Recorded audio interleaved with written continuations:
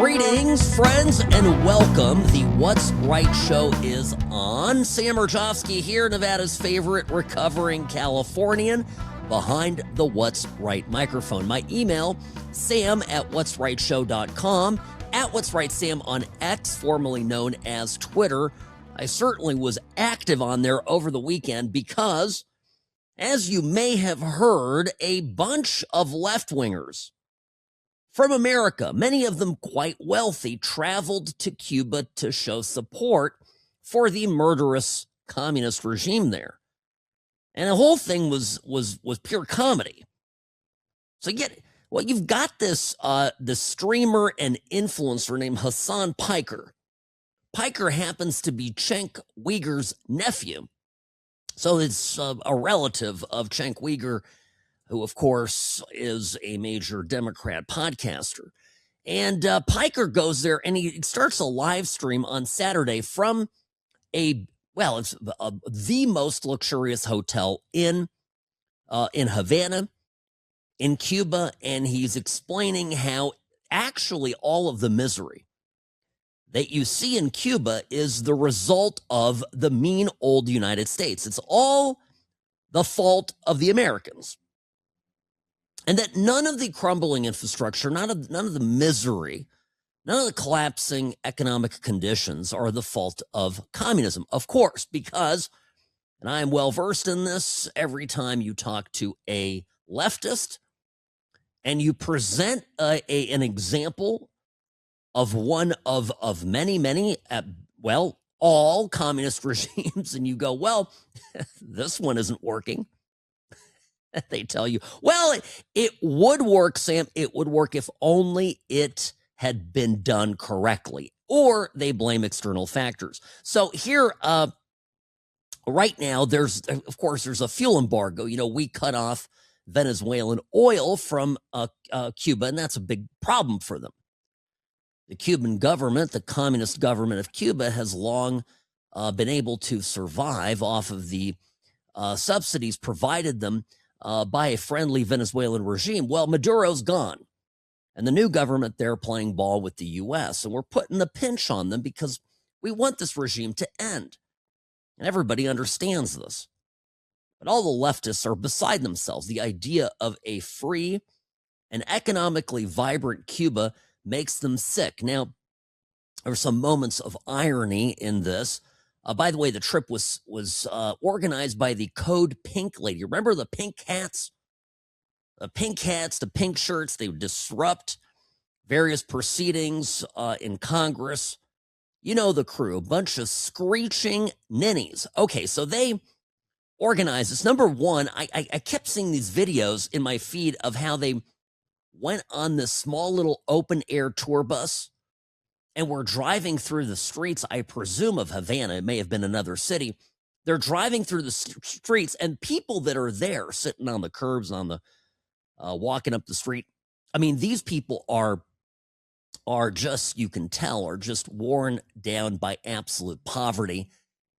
And it was almost as if these rich liberals were on some sort of a safari. I mean, they're, oh, look, the poors. Of course, they didn't say this. They go, oh, look, we're here to save you. We've brought you supply. Look, they're waving to us. I mean, yeah.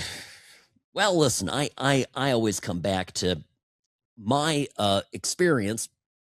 1989. I was 9 years old. 1989, the communist regime in my parents' country failed. And I went back and I saw things it was 6 weeks after the regime collapsed. So it was already a free country. Of course, there was some fear it could revert back. But my father and I made the trek. We went there, and just after Christmas, 1989, our train pulled into the capital. And you know, you just, by the way, Prague certainly was never as poorly off as Cuba is right now. Havana is, but still, the market effects of an absolutely defunct economic system combined with a brutal regime that suppressed dissent for over 40 years, amounted to a society that was just crushed. I mean, it was sad to see. And I'd come back and I would talk about my experiences from that trip and the year after and the year after that, watching the country slowly improve over time as capitalism began to be practiced, free elections and the like. And I would come back to the US and I'd go to high school and I went to college and my teachers, my professors, and I would talk about this experience, and they all tried to talk me out of what it was that I actually saw.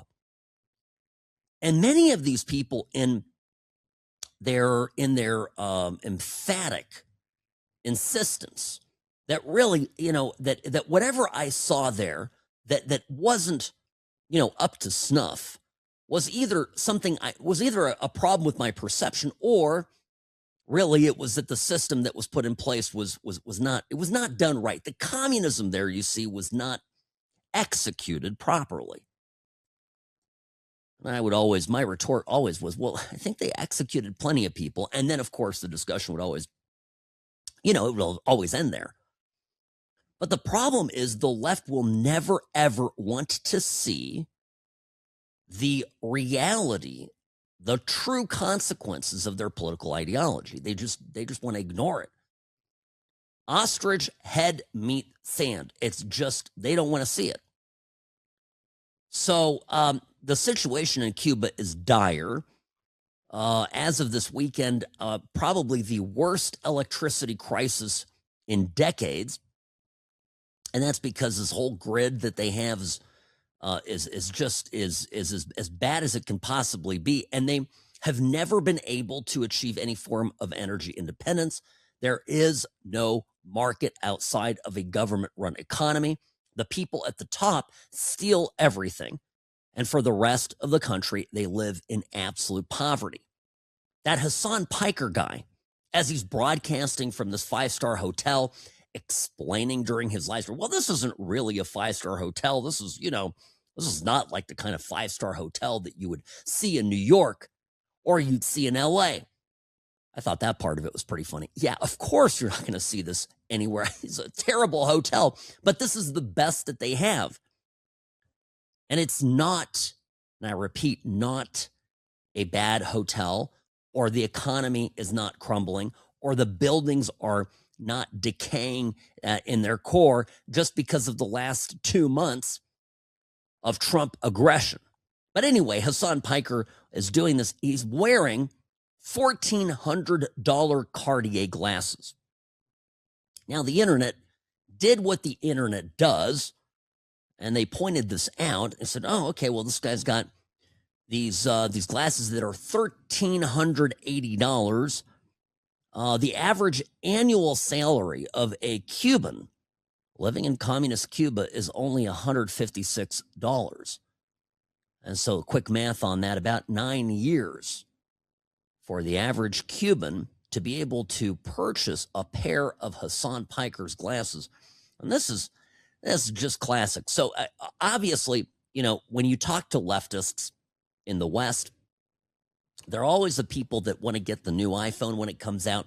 They always want the latest stylish thing. They have oodles of money. They enjoy all the benefits of capitalism. They just want to tell other people how they ought to live. Lack of government resources. That's what Piker said was the problem. Lack of government resources. You know the story of Hong Kong and Singapore, both small countries, island countries. All right. Hong Kong, well, it's on a peninsula, but regardless, small places. And they ground their way out of absolute poverty and were able to achieve tremendous prosperity in a matter of a couple decades. Why did that happen? Well, capitalism has a lot to do with this, and if you're a student of history, you'll recognize that capitalism is this one system economic system that has lifted more people out of poverty than any other. And that's one of those things it's hard to explain to the Code Pink ladies. Anyway, so while they're on their safari, they're yucking it up at the hotel. The little precious fuel that the country has is spent on the generators that are powering the hotel. And you see the videos. I'm not gonna play them here. It's terrible. It's actually painful to watch. You hear the generators in the background. It's the only building that is lit up in the entire neighborhood. And then you get the terrible reports that basically every single patient that was on a ventilator in the hospital there in Havana died overnight. So Hasan Piker was able to, with his Starlink satellite and the power afforded him by the communist government of Cuba, so he could live it up in the 5-star hotel, which he himself then later admitted wasn't even that nice, cost people their lives. And what are leftists here at home doing about it? How are they presenting this? Well, they're presenting this as basically some sort of a war crime that is a responsibility of Donald J. Trump. That's where they are on it. The whole thing is so frightfully bizarre. I have no words. So there it is. This whole thing is crazy. Bob Mueller, that was a big story over the weekend. Now, if you follow me on X, you already know what my thoughts are on this. Trump, of course, when Mueller's death was announced, took to Truth Social and said some unkind things. Basically, the sum of it was, I'm glad Bob Mueller's dead. At least now he can't hurt innocent people. Well, that absolutely broke the internet.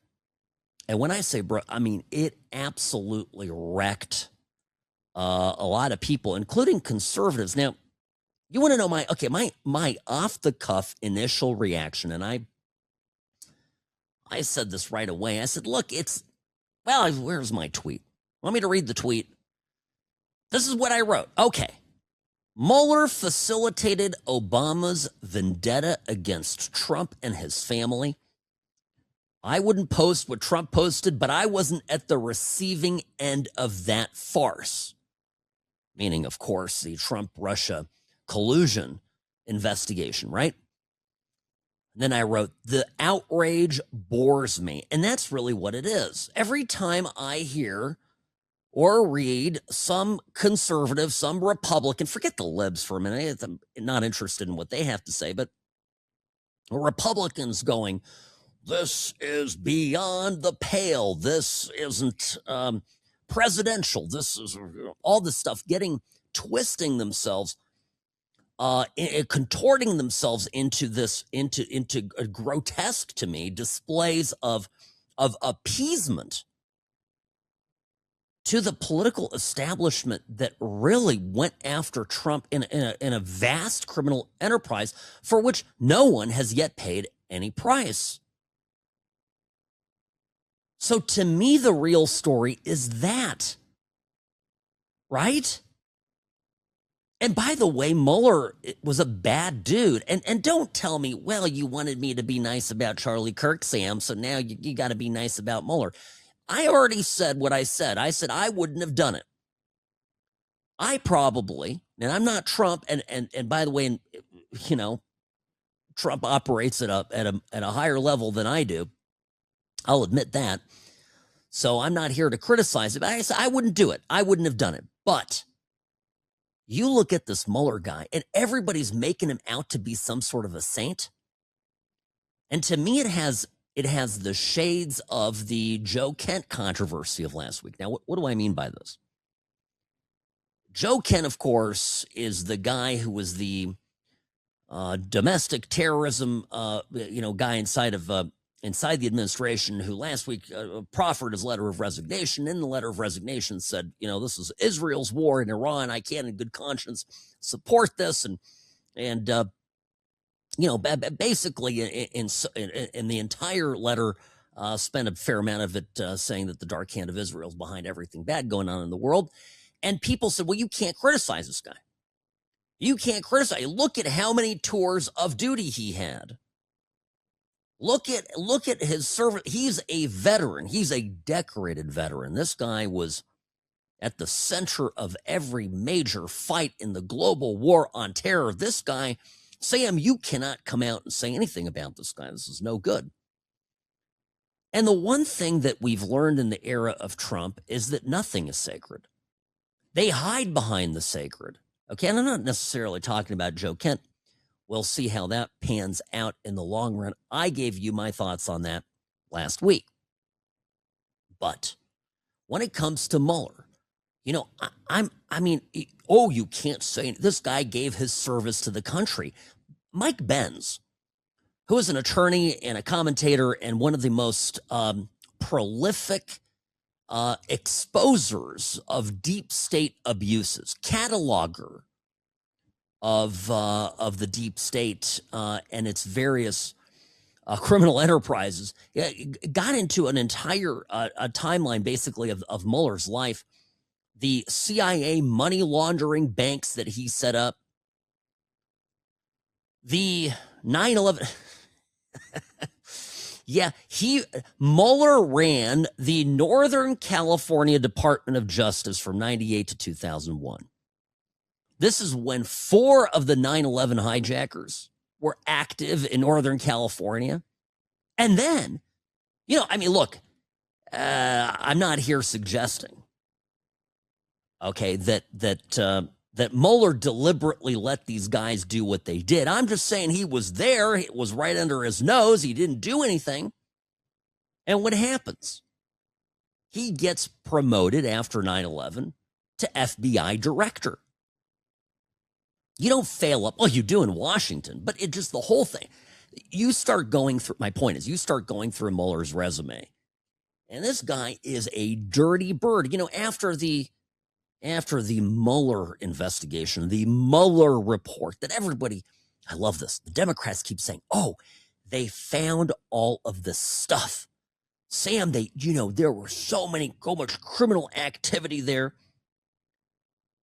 Come on, man. I had the show. We were all waiting for that report with bated breath.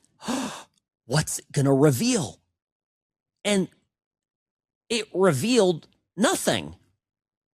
There was no there. Right on the front page. Well, we looked into this for a while, and we've discovered that there really isn't any connection, any nexus between Trump and Russia. And, well, anyway, but we got some other felonies here that we found. It was Mueller that kept Paul Manafort in solitary confinement 23 hours a day just 'cause. And then after this whole Mueller report everybody wiped their phones, including Mueller himself. Jeff Clark wrote about this over the weekend. He's a former DOJ official. If I'd wiped my phone at the FBI, at the Department of Justice, I would have been charged with a felony. People coming forward with how Mueller's team surveilled them. I mean, ordinary Americans abused by this man and his goons. So, I still don't think on the day of somebody dying, you just kind of keep it to yourself is my thought.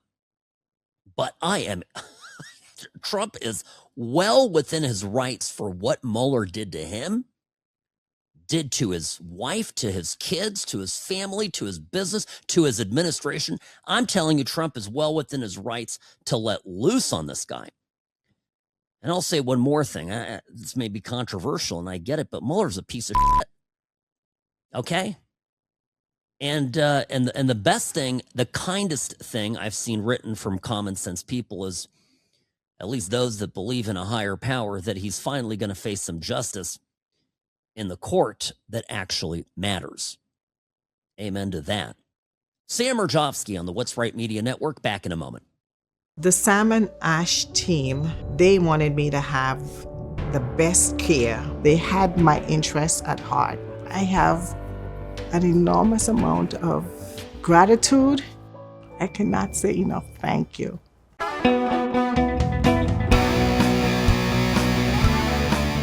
Hi, Welcome back. Sam Mirejovsky here behind the What's Right microphone. As always, the program is brought to you by Sam and Ash Injury Law. Listen up.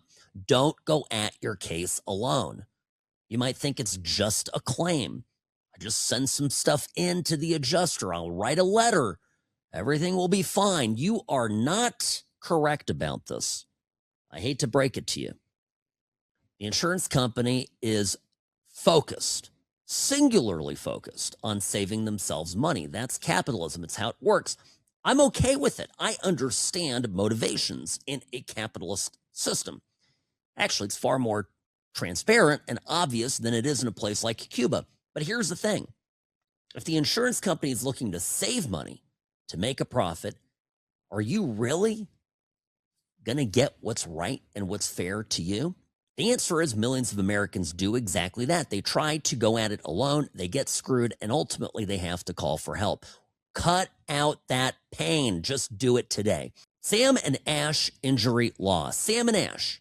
That's the firm to call. 800-304-2000. 800-304-2000. samandashlaw.com. No recovery, no fee. And more importantly, there's no money up front.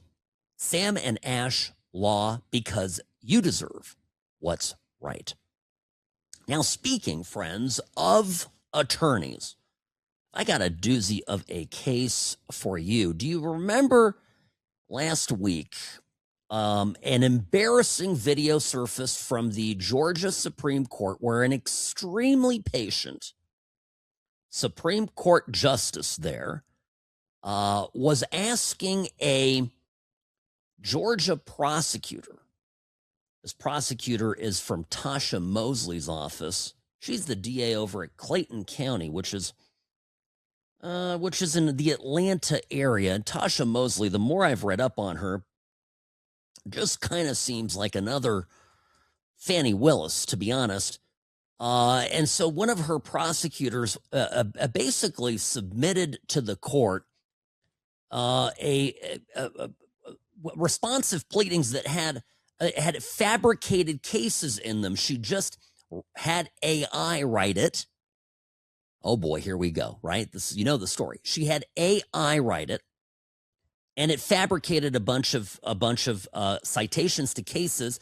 And this is what you do when you're a lawyer. Let me just take a little quick aside and explain why this is important.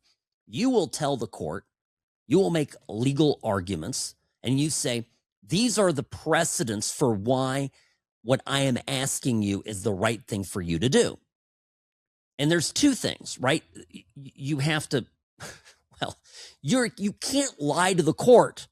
It doesn't matter if, hey, I did it. It doesn't matter. You're responsible as a lawyer. You cannot mislead the court. You have to be truthful. And the second thing is, if there is a problem in your pleadings, in your written product, you can't continue lying. And that's exactly what she did. She just kept lying.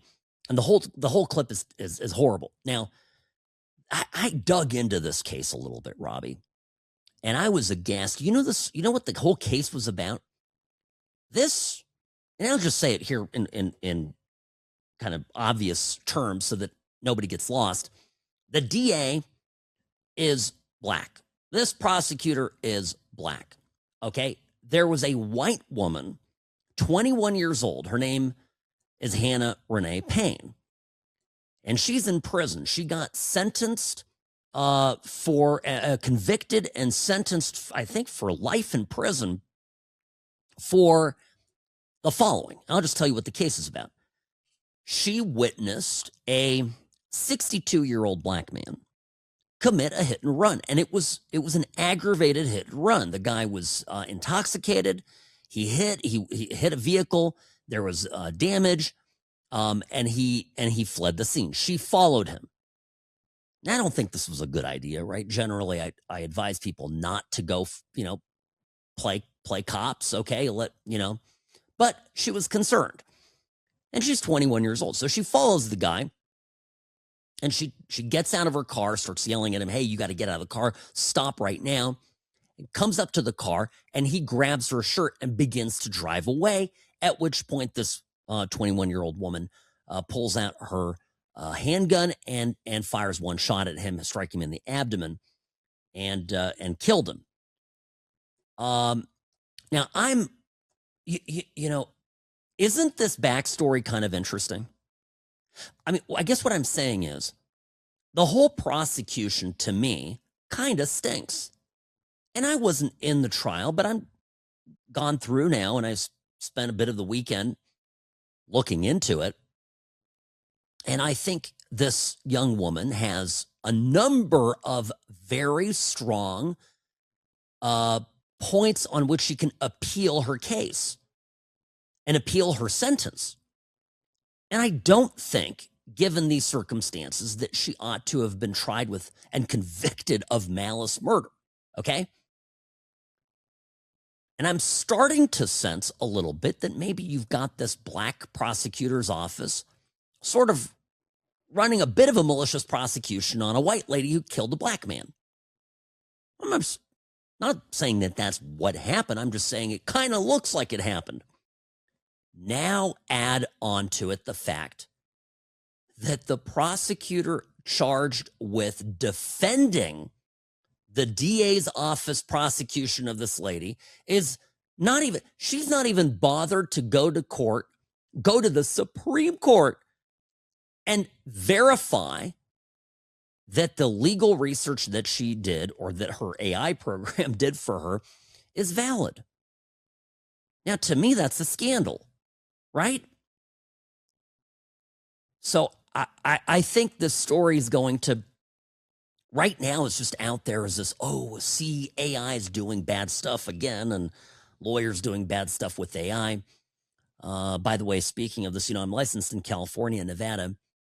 Lawyers in my office are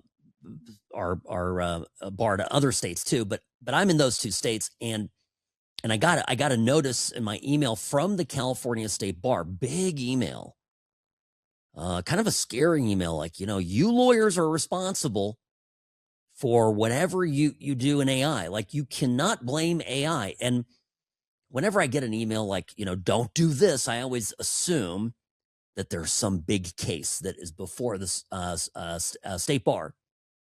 I always assume that there's a case, a matter, a disciplinary matter in front of the state bar along this. So I looked it up, and sure enough, there was some lawyer in LA that just did everything through AI and blew a bunch of things and messed up his clients real good.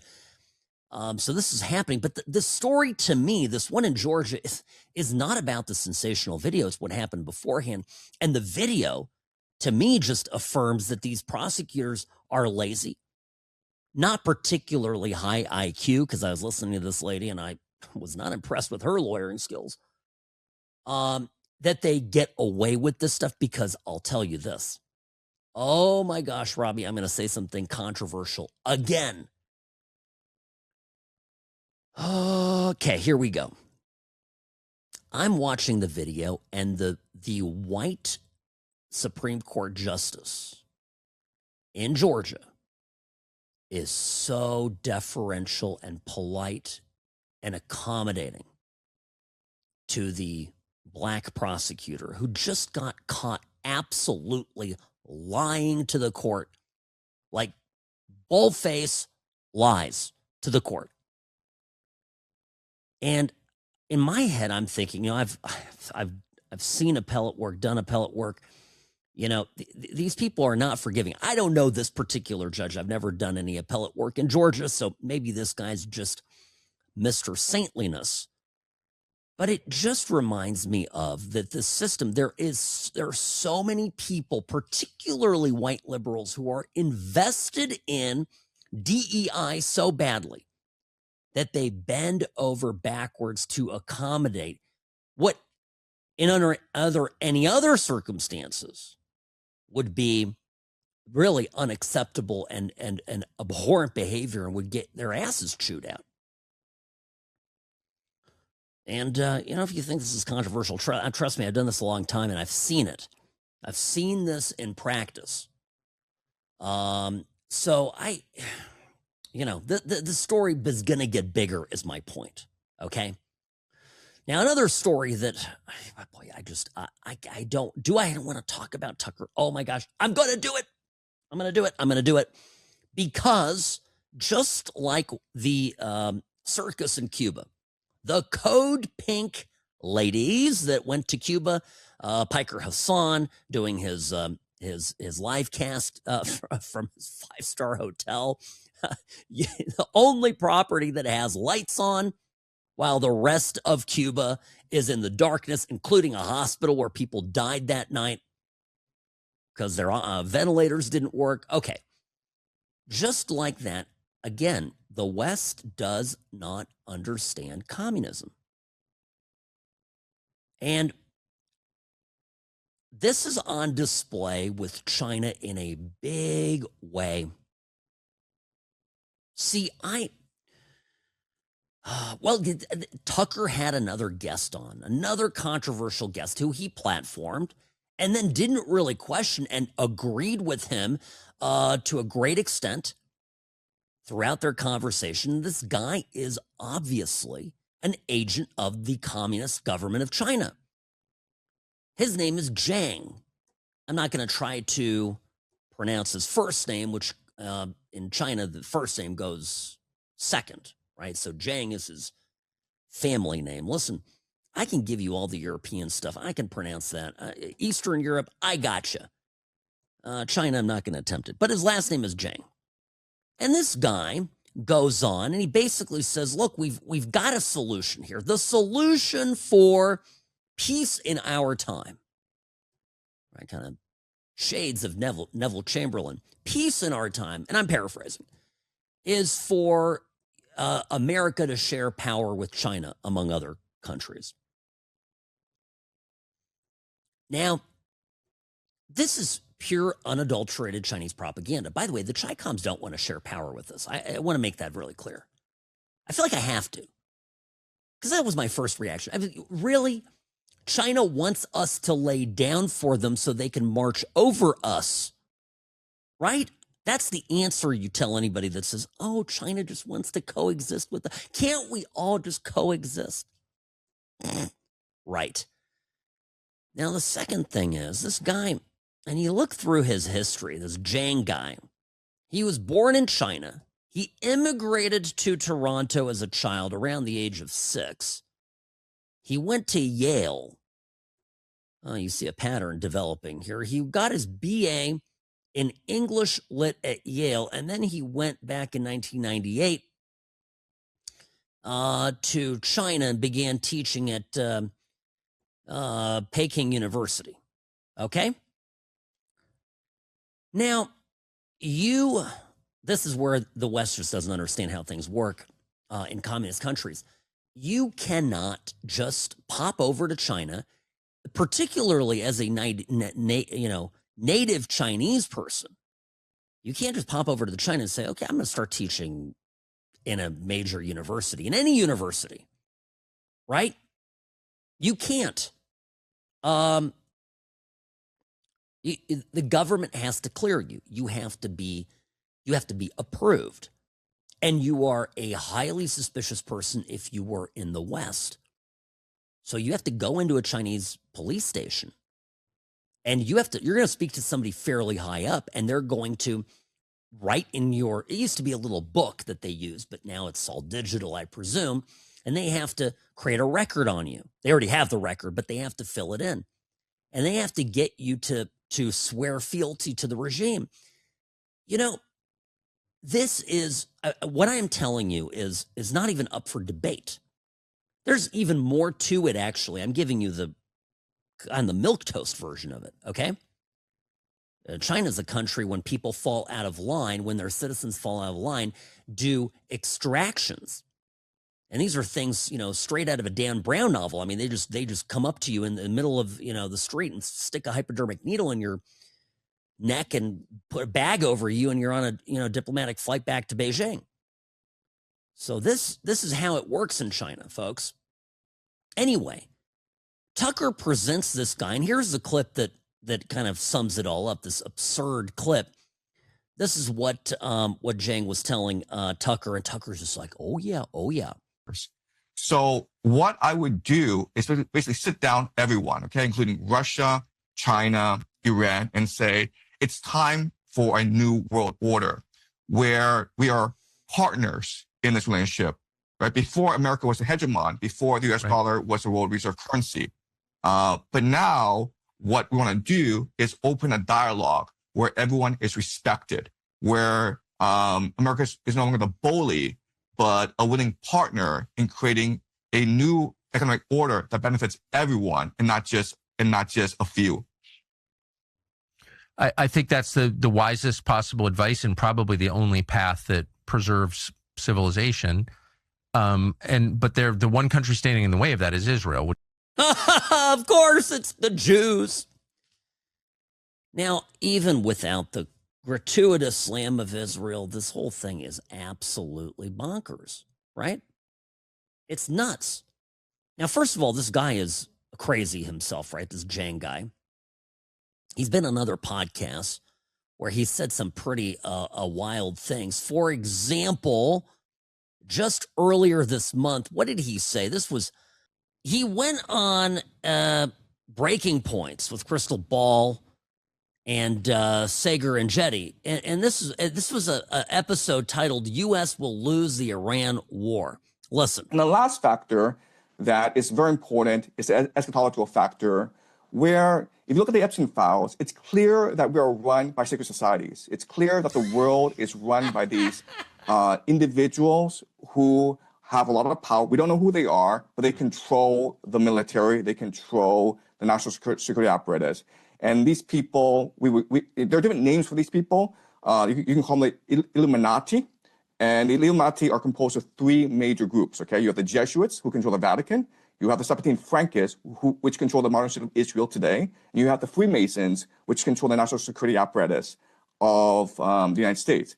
And they believe that Israel, this war in the Middle East, is key to the end times in creating heaven on earth. So it's almost like a script that they're following, even though it doesn't make any geopolitical sense. Okay, so I would say that these three are the best reasons why this is happening. Wow. Wow is right. This is the guy who Tucker is bringing on the program to advance. By the way, Tucker used to be America First. It sounds like he's advocating globalism now, right? How is structurally a weakened America that is a co-equal with Iran and Russia and China any different of a political strategy than what was advanced during the Obama administration? Right? I mean, since when did Tucker become Valerie, Jarrett? And that's a real question that I have. Now, setting that aside, vet your guests. I mean, Tucker can't be that, this is why I'll have a guest. And by the way, I think Tuesday, we're going to have Lieutenant Governor here from Nevada, Robbie. We'll have him on. We'll do a long form interview with Stavros Anthony, great guy. And just to talk, he's been on some national issues too. So I want to talk about, have him on, and we'll do a long form for the podcast too. But I don't have that many guests because I don't always want to be just looking for a guest to fill airtime and end up with some nut job on my program. And that's what's going on here. Okay? That's literally what's cooking. It's all bananas. So this guy's obviously a Chinese government-sponsored propagandist. Tucker is platforming him. And Tucker is advocating for a position where America is diminished and subservient, really, in a matter of speaking, co-equal with a country like the Islamic Republic of Iran and the Chinese Communist Party. It's just wild. I'll say one more thing. I know our country doesn't always do everything the right way. There are plenty of criticisms that I have of our governments that have led us over the years. The Chinese Communist Party arrests dissidents, puts them in prison, feeds them, and holds on to them until organs are needed to be harvested. And then those people are euthanized, murdered, and everything from their kidneys to their corneas get taken and sold in the Chinese organ marketplace. That's real. That's the country that Tucker thinks we ought to be sitting at the table with. Let that sink in. Sam Mirejovsky here on the What's Right Media Network. Sam at what'srightshow.com is my email. At What's Right Sam on X. See you tomorrow.